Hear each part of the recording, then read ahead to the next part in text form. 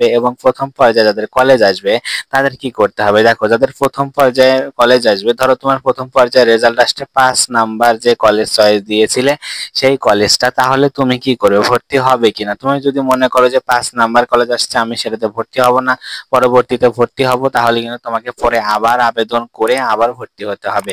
এবং যাদের কলেজ আসবে, যদি তুমি 1 নাম্বার কলেজ না পাও, নিচের কলেজগুলো পাও, তাহলে আমি বলবো কলেজগুলোতে ভর্তি হবে। হওয়ার পর মাইগ্রেশন অন করে রাখবে, তাহলে তোমার হবে কি উপরের যেই সাবজেক্ট সেই সাবজেক্ট কলেজগুলো তোমরা পাবে। তারপর আসলে যারা কলেজ পাবে তারা 335 টাকা ফি দিয়ে নিশ্চয়ন করতে হবে। এবং 22শে আগস্টের মধ্যে দেখো তুমি কলেজ পেলে, তাহলে তোমাকে 335 টাকা অর্থাৎ খরচ সহ 350 টাকাই লাগবে। ধরো খরচ সহ 350 টাকা তোমাদের যে লাগবে, এটা হচ্ছে কত?